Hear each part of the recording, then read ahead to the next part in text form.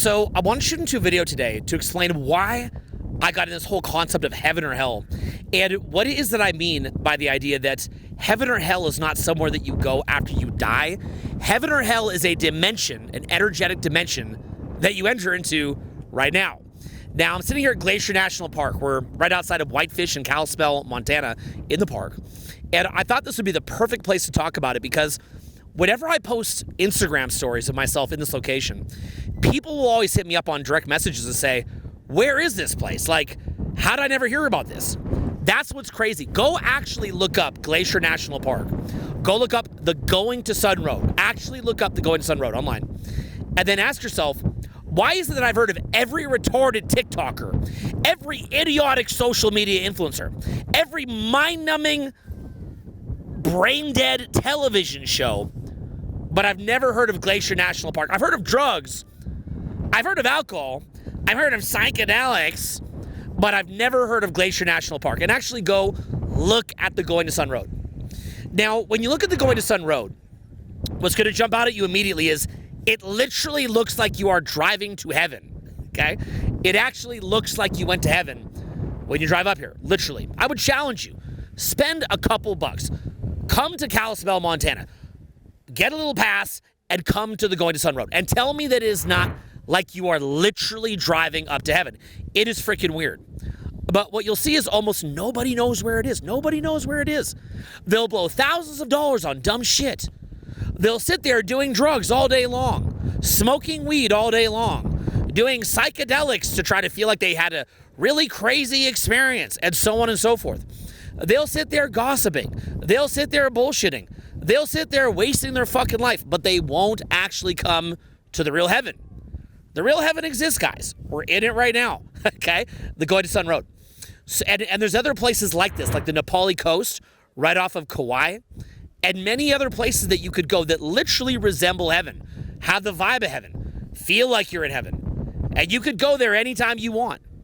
But for whatever reason, and look, if you spend a lot of time out these places, for whatever reason, people in the major cities sitting there are just stuck in this different energetic dimension. And what you'll realize is that we all live in the same physical reality, okay? Like, you touch the ground, or, you breathe the air. We're in the same physical reality, but we live in a different energetic reality, okay? The energetic reality that we live in is completely different. And the challenge is that unless you actually raise your internal vibration, and God knows I hate that word, but unless you're willing to connect to your spirit, and I don't even really like that because it's loaded with a lot of presuppositions, but unless you're able to find your soul, all of these beautiful opportunities that you have to live in heaven, a heaven on earth, you'll simply not have the eyes to see. You don't have the ears to hear. You just won't. And it will create all sorts of chaos in your life. And what I'll tell you is that going to heaven is very, very easy. Making the money to live in heaven is very, very easy. Having the social skills to build the social life you want, the dating life you want, is very, very easy. It actually is. It actually requires you to do a lot less. It requires you to think a lot less. It requires you to reduce your thinking by about 95%. It requires you to reduce your workload by about 99%. And that's not some bullshit self-help claim. That's real. But I'm going to explain this to you. So let's go a little bit down towards St. Mary's. And, we're sitting here around blue hours. At the end of the day, we had a beautiful day here, and I just want to shoot this video. And what I want to explain to you is what it means to raise your vibe, and how when you do, your circumstance outside of yourself, you'll naturally gravitate towards changing them. It'll be natural for you. You'll have entered into another dimension, and your external life will follow suit. This version of you simply becomes real.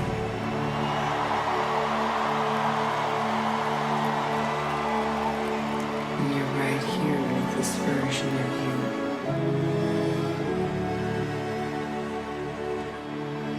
To see things as they really are. This version of you looking at you. You looking back. This version of you welcoming you.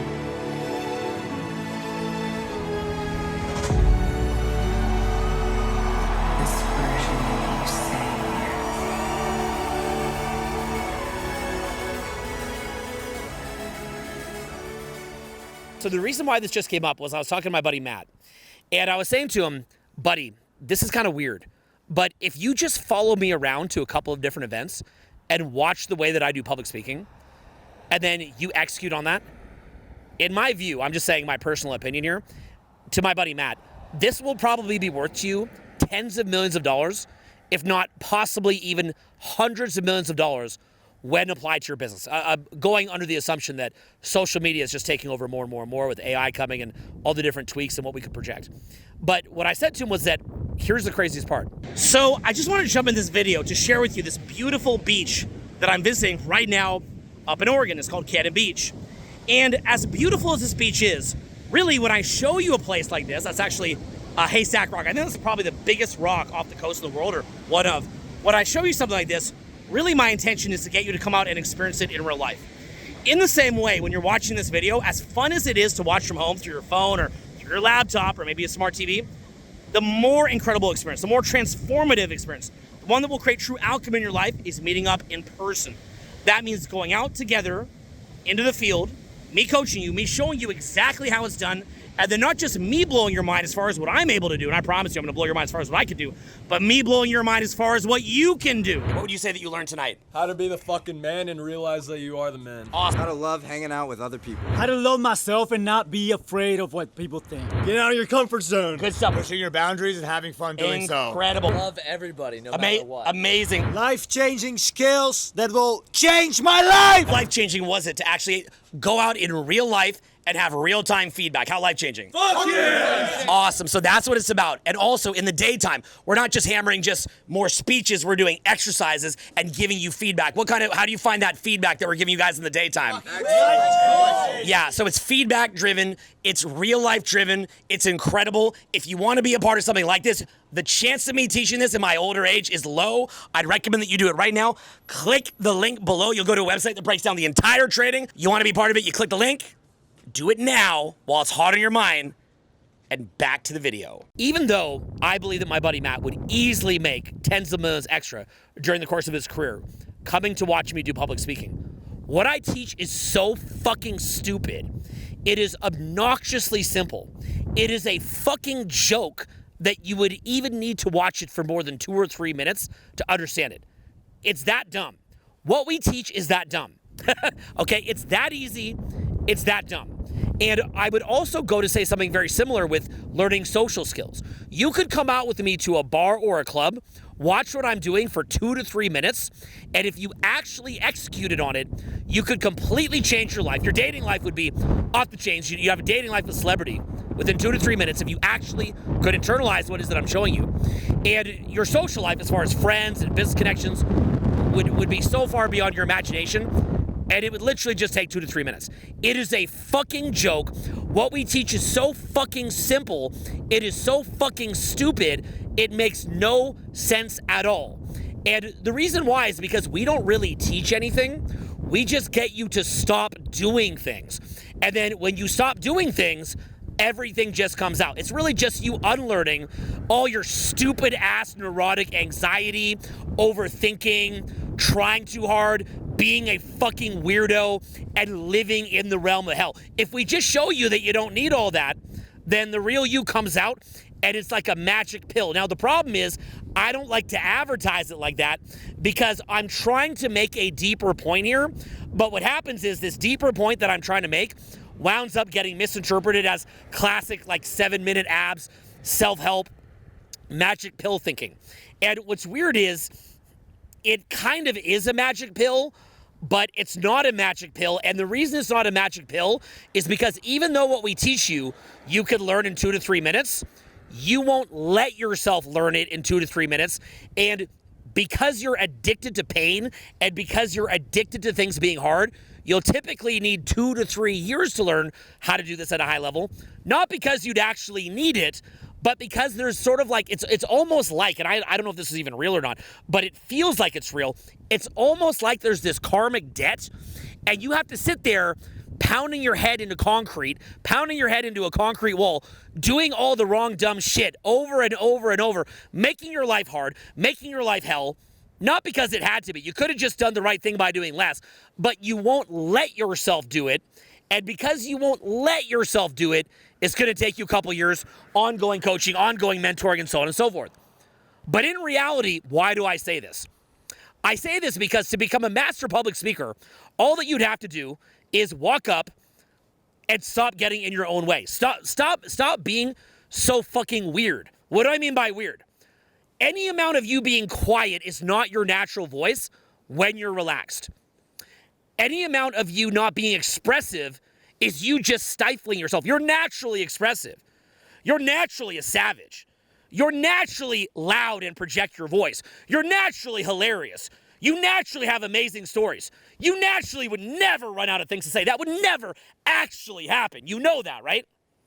But you have so much fucking anxiety and self-hate and self-loathing and pain and a need to live in hell that you'll just make it hard. Same as me going out socializing with you. Like, you are naturally a savage with social skills. You know this. Naturally, you're a complete, dominating, results-producing, celebrity-level fucking metaphorical savage. You're a beast. You know that you are. You already know that you are. You know that you are. You know you're the shit. You know that you're the fucking king. You know it. You know it. You fucking know it. But for whatever reason, you get anxiety around saying hi to someone.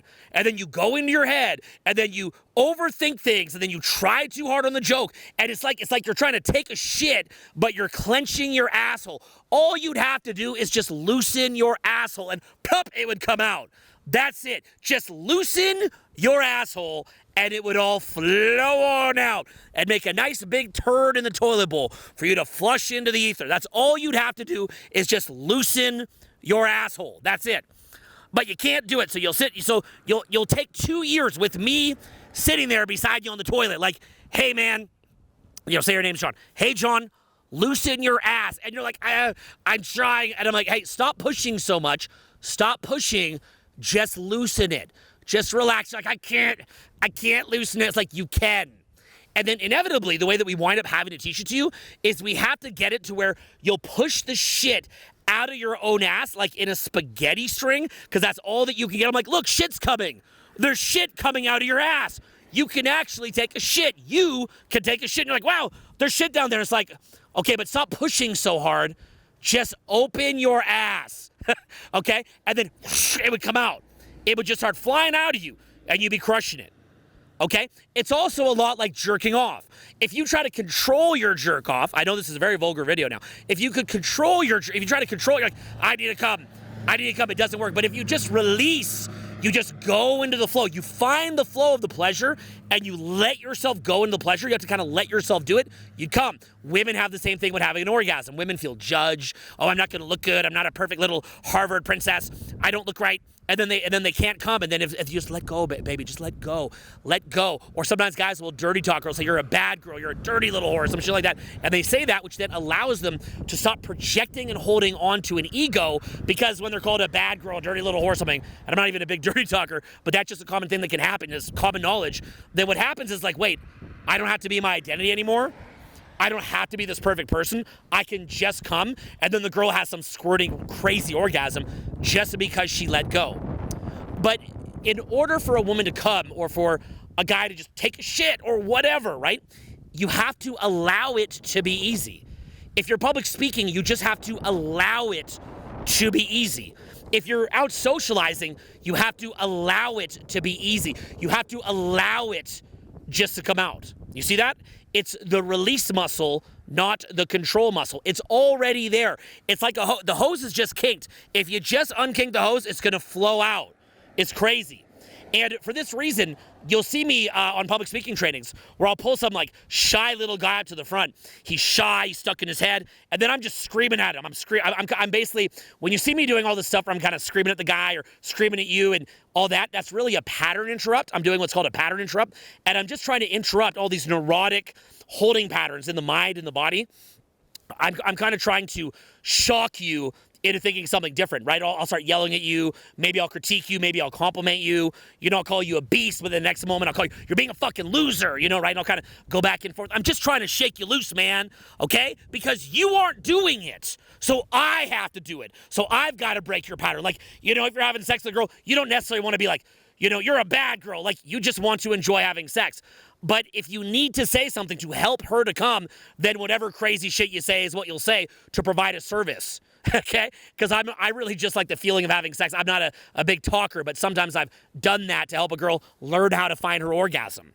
And in the same way with social skills or public speaking, and a lot of it's with making money too, and I'll get in that, a lot of it is kind of like learning to find your orgasm.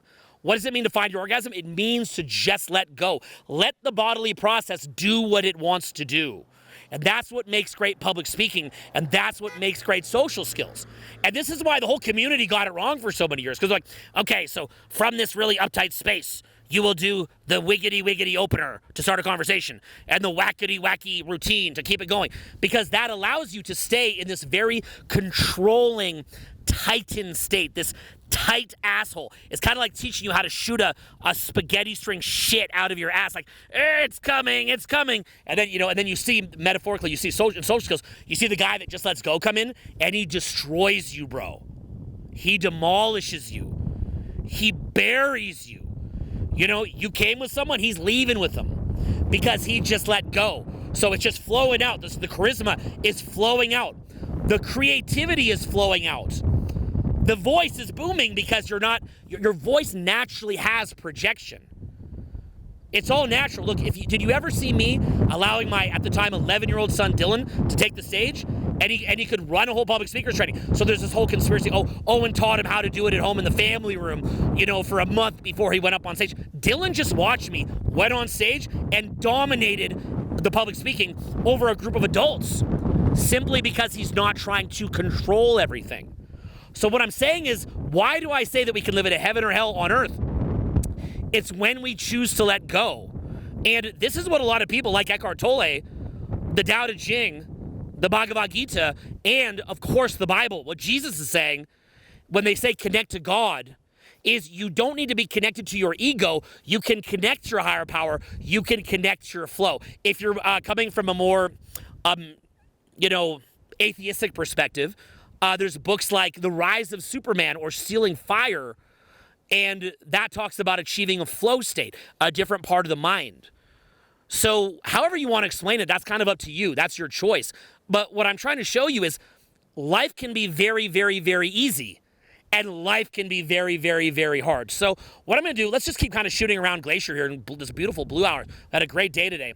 And I'm going to try to show you how myself as a teacher, what it is that I do to come up with this stuff. Like, where did this all come from? Where did I get these ideas? I'm going to try to show you how I was able to come up with this. And I'm doing this so that, yeah, maybe you'll come learn from me someday. But also, I want you to be able to teach yourself. So let's get in there. Let's keep going.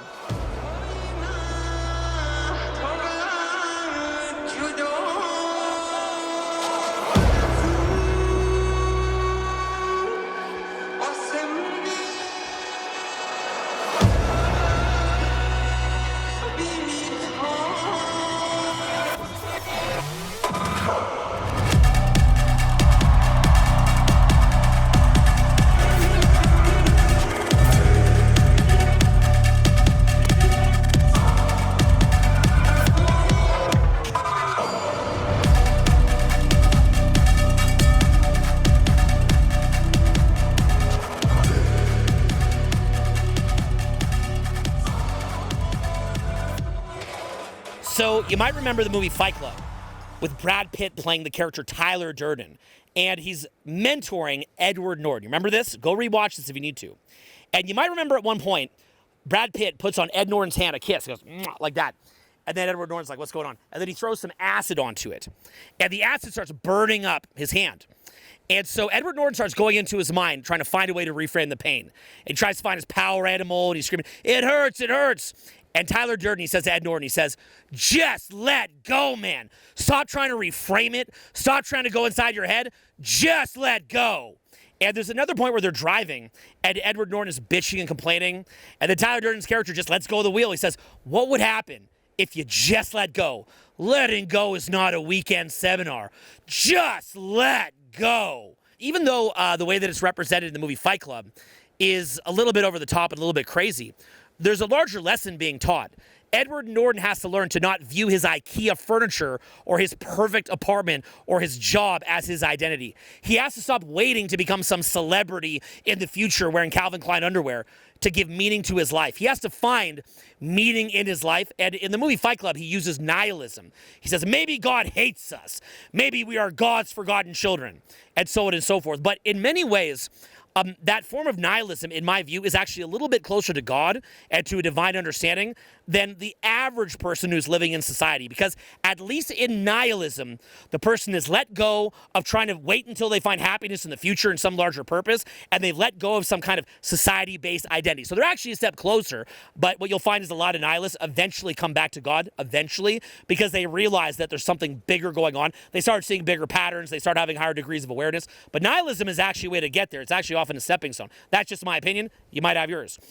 Now, this idea, again, of letting go that you saw in the movie Fight Club, if you saw that, what might have happened was in seeing that movie, even though it's kind of based in nihilism, but it's still a paradigm above the average derper in society who identifies with his Calvin Klein underwear, his IKEA furniture. It's a step above that. That winds up giving you a window into some kind of a higher reality. Again, it's not the ultimate reality, but into sort of a higher version of reality. Again, the movie has, people doing bad things. It's not perfect. It's a complicated movie, a lot of gray area, but it's still a higher version of reality than sitting there like a derper, okay, for the most part, with its problems, okay? But it's pointing at it. And in the same way, sometimes if you can go read some kind of holy scripture or holy text or Eastern philosophy, even a book by some crazy-ass cult leader like Osho, who's got brilliance in a lot of his books, anything that you read that shows you a higher paradigm, suddenly that allows your mind to get a window to realize that there's something more. And that something more, in effect, is letting go. That something more is getting out of the construct, the limiting, stifling construct of the ego, and allowing you to tap into what in the Tao Te Ching they'd call the Tao, that universal energy that just moves. And just getting out of your own way and read the Tao Te Ching over and over and over. There's a great version of it by Wayne Dyer. He reads it with binaural beats in the background. You can find it online. And you just listen to this, and basically what it shows that there's this energy that runs the world. And when you stop trying to be in control to find your own separate little identity, to separate yourself from the flow, and you lose that form-based identity, and you allow yourself to tap in the flow, that energy is actually going to fuel you and empower you and expand you and fuel your ascension. It's a crazy fucking thing, okay, when you can get out of it. So the thing is that, for example, take social skills or public speaking as two simple examples, two that I teach. In effect, what we're teaching is to let go of the form-based identity and to tap into the Tao. Now, I don't want to call it that. I'm not some holy man walking up in a white robe going, oh, namaste, or anything like that. In fact, if you look at the example that I used at the last shot, where I talked about taking a shit and jerking off, something that I believe is that real Zen philosophy, real Zen ideology, the real Tao, the real Eckhart Tolle, in many ways, is joking around, okay? So when I use words like jerking off or taking a shit as a way to tap in spiritually, I'm doing that because I'm trying to create a pattern interruption, because here's what happens otherwise. Okay, this is sort of a side tangent. If I say to you, oh, it's the holy Tao and all that shit, then what happens is you just trade your derper identity, your Ed Norton identity, for the identity of a holy man. And almost every single spiritual teacher that I learned from, I honestly felt in most cases that they were at least partially, despite having some great wisdom, at least partially playing a character of the spiritually enlightened person. And so to me, the spiritually enlightened person is a little bit more like my son Tristan, just running in a fucking circle, laughing and dancing and going crazy. He's tapped into the flow. He'll lose that as he gets older for a period of time. His older age will be rediscovering that, or maybe he'll stay tapped in the whole time. We don't really know. For the dad like me, who knows what can happen, to be honest, the trips that we do and the things that we do, I don't know. But usually what happens, they lose it. I watched Dylan. Dylan was so tapped in his whole adult life, or his whole childhood, and then when he hit young adulthood, about 13, I saw him come out of it and go more into shyness. It's almost like the story of Adam and Eve, and they realize, wait a minute, we're naked, and they have to get a fig leaf to cover up their dick. Okay, wait, I'm separate. Wait a minute, I have to judge myself. My son Dylan is actually going through that phase right now into young adulthood, where he's not just in the flow. He still has access to it, but he's not purely in it. Like when he was growing up, that was just who he was. My son Tristan, at age 6 right now, that is literally just who he is. There's a book called Iron John where it talks about how we lose I think it's called the golden ball, the light ball or something. I haven't read this in about 15, 20 years, so I'm probably going to misquote it. But what it basically explained was, as an adult, you have to rediscover the golden ball. Your golden balls, you rediscover those, okay? And I make a dumb joke like golden balls, again, to be because look at the difference. Side tangent. We have to rediscover the golden ball, okay? Like, so, let's all just play like little characters as spiritual people, or you could call it your golden balls, joke around, and just be an idiot and just play. And I think that you're more likely to diminish your ego by doing that. Why? Because when you act like a bit of a fool, it actually embarrasses you a little bit. Who do you think is more likely to be tapped into a flow? Somebody with a big reputation to protect, or somebody who's not worried about protecting their reputation? Funny how that works. Although ironically, when you stop worrying about it, you let it go, you often have, because you tap into that flow naturally, you wind up getting a better reputation in many cases, except with other little derper people that are mad at life. And even some of them will worship you because they see energy coming out of you that they can't understand, but it's actually so easy. A lot of side tangents here. Anyway, let's get back on track. So what happens is you wind up looking at a book / a movie like Fight Club, or you wind up reading the Tao Te Ching, the Bhagavad Gita. The Bible, in my view, is the best but the hardest to read. People read that as like an introduction to spirituality. I think that's like super, PhD college level spirituality. It's so deep, so metaphorical, so many parables. So much understanding has to be had to understand it beyond just like a story, like Noah's Ark and the boat, and there's some animals in it, and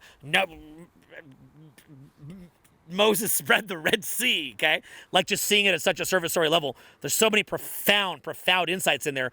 But in order to be able to let those land, like take the Bible, in order to let those land, in my view, you often need a background in spiritual understanding. Just my opinion. A lot of people disagree, get mad. They're going to get mad. But you have to have some kind of a background in foundation in spiritual understanding and your own spiritual expansion. And the reason why is because you can't receive information that you're not quite at a paradigm to receive yet, okay? Like, if something is super, super, super, super high paradigm, if you're not somewhat of a match for that, it can be often hard to receive. So why the Bible's potent, because it teaches it at a story level, and then there's all these unlocks that you get later. Now, let's circle back. Something like a lot of tangents in this one. Something like Fight Club, okay? Fight Club basically is able to reach, say, for example, young men, but it could be young women too. It kind of reaches them where they're at. Oh, Brad Pitt's in it. He's got a big, bright red jacket. He's fighting now. They're kicking each other's ass. Oh, shit, they blew up a building, and so on and so forth. So it's kind of reaching people where they're at, but pointing towards a bit of a deeper lesson. And what happens when you get that deeper lesson, maybe you watch the movie Fight Club and you just let go a little more. Tyler Durden is who Ed Norton wants to be. He walks like he wants to walk, talks like he wants to talk, fucks like he wants to fuck, and more importantly, everything that you wish you could be. I messed that up, I'm sure, but that was the idea in Fight Club, right? There is that expanded, ascended version of you that just gets out of your own way, that just lets go, that just stops identifying with the fucking IKEA furniture, with the stupid-ass job, with the fantasy that there's going to be something in the future at the expense of enjoying the now. There's something there. You see that? So that gives you a little bit of epiphany. Then maybe from there, as an example, I don't know, you go hit up the bar, you go hit up the club, like I did in my early 20s. From that basic level epiphany of just letting go that inspired me in my early 20s. Didn't agree with the whole book, like don't go blow up a building, but you see the point. There's certain things it's pointing at amidst the chaos of the book. So then what winds up happening is, you go out to the club, and maybe one night you just let go a little bit, and puff, you crush it. You're like, whoa, I never knew I'm that funny. I never seen my voice expand like that. I've never had this many stories. I've never just seen myself walk up and start talking to people effortlessly. Why do I want to do this? Why do I have so much energy? Why do I feel good? Why do I feel euphoric? Why do I feel like I'm in a heaven on earth? Why am I in abundance? Why is the abundance of heaven, of that dimension of heaven, matching my current life? Maybe you hop on a little bit of social media, make some videos. Bam, bam, bam, bam. Money starts flowing in. The abundance starts coming to you when you let go. Has to have a little bit of strategy in there, not just you dancing and and staring at a plant, but you see that it's the wind in the sails. You still have the rudder, right? You're still controlling the rudder on the boat, but you're not rowing anymore, frantically rowing and rowing. You've just let go and you're just using the rudder. You're still controlling it. You're using your mind to control things. It's not like it's no mind at all. But you are tapped in, and you can ride off of that. You can sail off that. You can float and fly off of that. Okay? So then let's say what happens, maybe you do a little bit of public speaking, like this is just kind of how we teach it. Maybe you do a little bit of social interaction. Maybe you build a little bit of an online business where you're the figurehead. And then you say, you know what, I'm going to go read The Power of Now. And that was a book that I read around 26. I had what's called a Satori experience in my mid-20s. And what happened was my mind shut off for a couple of days. It was really trippy. Super trippy. That can happen to anybody, to be honest with you. It's not unique to me, okay? Anybody who studies this stuff, it's going to happen to you. And by the way, I regularly have these really profound, intense, spiritual type experiences now where your mind just goes completely present, you feel euphoric, and you just have this awareness of higher insights and directions that you should take, and you can look at other people and see what they're thinking and feeling, and your mind becomes very expansive. You don't need to take the DMT. You don't need to smoke the toad to have some kind of epiphany, okay? This is a spiritual path that you'll go on that is provided to you, just in case you never found the toad to smoke, okay? For those humans that never had the insight to smoke a toad, sorry, there's a path that you can take. So what happens is that you begin to resonate a little bit higher. And as you resonate a little bit higher, these other texts at a higher paradigm begin to resonate with you. And that's why they say you have to have the eyes to see. You have to have the ears to hear. There's epiphanies that you just can't quite hear. Do you remember how for many years I would show real life social interactions and I'd give a lot of dating advice, but I would layer into it all of these different higher learnings? You remember that? That is why when I walk down the street, people come up to me and they said, wow, I got into it to learn a little bit about dating. And it wound up opening my entire mind. I had no idea what was down the rabbit hole. That was because myself as a coach, I understood that if you start talking over people's heads, okay, over people's heads, you don't put the clickbait title, you don't put the clickbait thumbnail, you don't give them a little bit of fun stuff that they want, they're never going to listen to you at all. And then you wind up like that guy in the street corner with the Jesus poster going, Jesus is the Lord and you're going to go to hell, and no one is listening. And then you can say, oh, I'm in such a high paradigm, they all don't get it. But are you really trying to help? Are you really a fisher of men at that point when you're not even making a real effort, your best effort? When you meet God someday and God says, did you wake anybody else up? Did you make your best effort? And you go, I sat on that street corner and no one would listen. Did you really make your best effort? Were you really playing the game? Were you really in the game? Were you really trying as hard as you could? Were you really taking your hardest punch? Or were you just giving up on everybody? You got to meet people who are that, in my personal opinion. It's just my view. I love the spirit behind this. You might die today. But there's not a single person convinced. Watch. Hopeless. And that is a horrible place to be. And I want to tell you today that you don't have to be hopeless. There is hope for you. There is hope for you. A living hope. A living hope that gives life. And his name is Jesus Christ. I like the spirit with what he's doing, but no one's getting convinced. The Bible says, for God so loved the world that he gave his only begotten son, that whosoever believes in him. Gotta be a better way than that. So what starts to happen is that this knowledge, you begin to get access to it. And what happens is you begin to let go more easily, and you find that you're at the cause and not the effect much more easily. What happens is that as you ascend, everything is just easier, and you're able to be more at the cost. It's like 1% the effort is 1,000 times the results. And so this is why when you see me on stage, you'll see that I'm trying less to public speak than everybody that I'm teaching.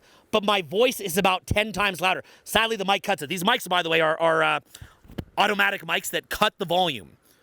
So I could be 20 times louder than the person next to me, but they'll sound the same because the mic volume adjusts.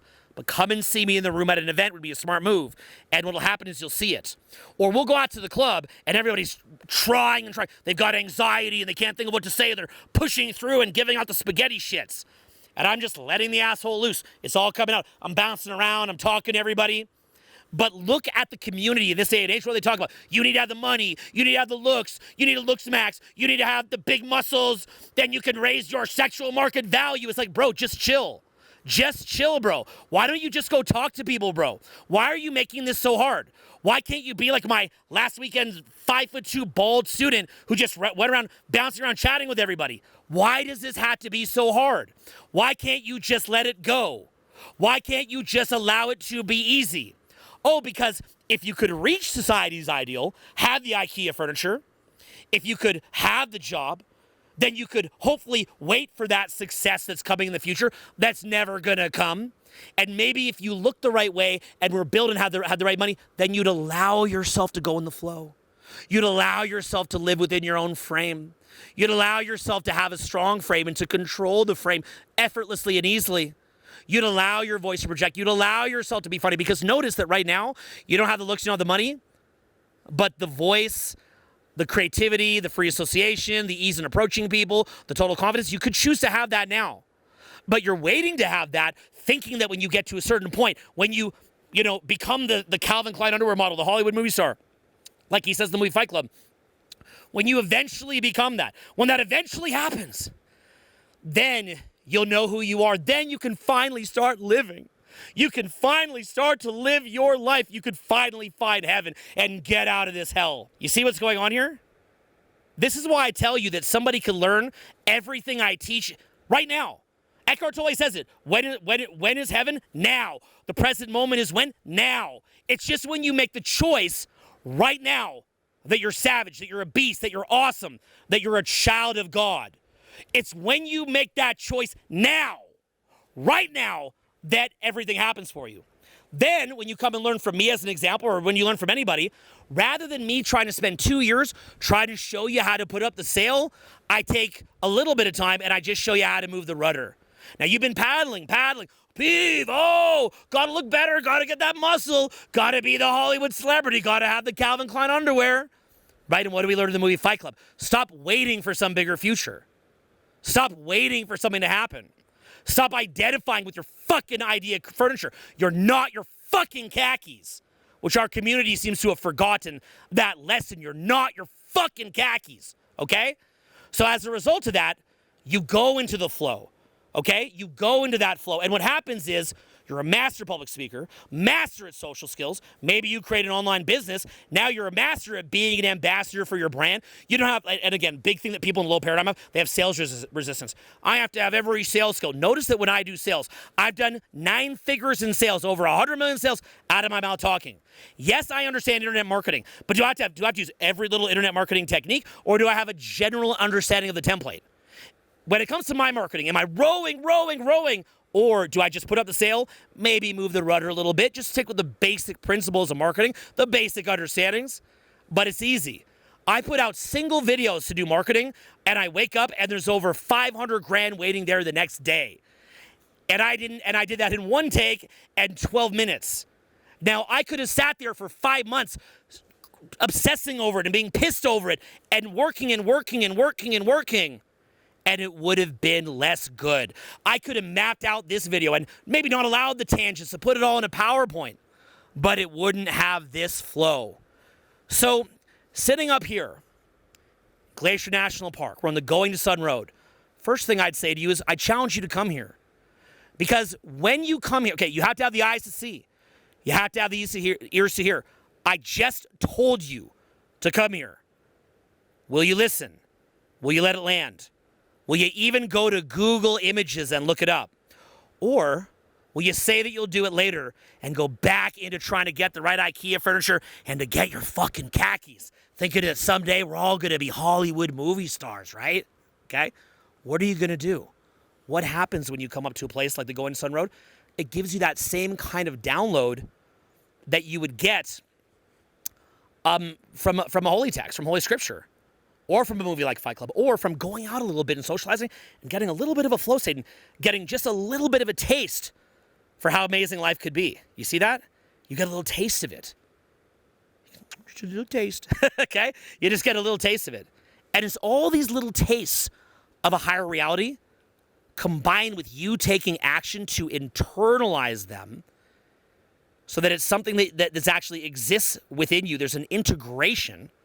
The action that you take allows for an integration, as well as talking to friends about it and watching how you're expanding, watching how everything about you is ascending and expanding. That process that you take, once you're there, once you get there, I can teach all this to you in a couple minutes. That's what I'm telling you is so stupid. It's so stupid. It's so easy. But it's the mental prison in your mind. It's the decision to live in hell. It's almost like we could imagine Satan being a part of the kingdom of heaven, being a part of God. He says, no, I'm going to come down to the earth. I'm going to be different. And it's that need to find separation rather than togetherness. That need to find stimulation from dopamine hits and from unconsciousness like weed and alcohol and all that. Find stimulation from there rather than rooting yourself in the present moment or what some people would call fighting God, whatever you want to call it, whatever the case, but fighting that and allowing that to fuel you. And then everything becomes so freaking easy. And then all of a sudden what happens is you look at all the crap out there and you don't want to be part of it. I don't want to be part of the gossip. I don't want to be part of some guy's little bullshit lies on the internet. I don't want to feed that. I don't want to be dragged down to this shit. I just want to have fun. I just want to go have fun. I don't care about my reputation insofar that the people that I care about understand. I don't care how I look. I don't care how much money I got because it's abundant. I can go make more. I'm not worried about a rejection. I'm not worried about a breakup. I'm not worried that I can't do it. You got the power of God. And I don't mean to sound like a preacher, but you are created in the image of the creator of the universe. And then you have doubt in yourself. And then you go into your little ego and your little protection mechanisms. And you try to just get little scraps for pleasure. And you can kind of think of it like a continuum of a homeless person who just completely cut off and needs hard drugs to feel anything, to somebody who's deeply rooted in the present moment. And that version of spirituality doesn't mean they sit there at a fucking ashram. Could maybe for some people, it's the right fit. But I'd suspect for you, if you're watching this, it doesn't mean sitting in an ashram, doesn't mean sitting on a park bench. It doesn't mean playing holier than thou. It doesn't mean framing yourself as a perfect, pure person who doesn't make mistakes. It doesn't mean namaste everybody, but you could do it if that's just your thing.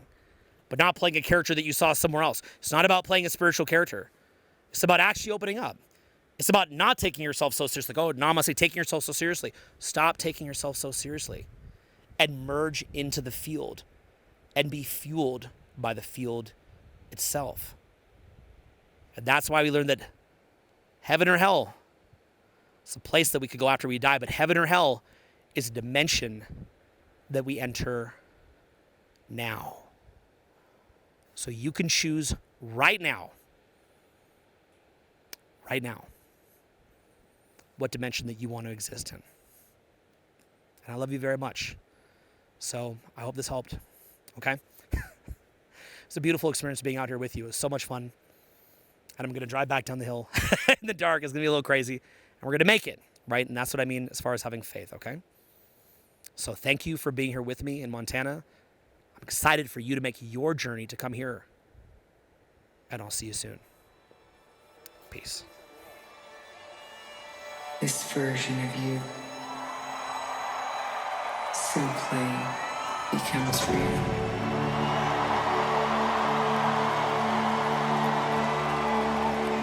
And you're right here with this version of you.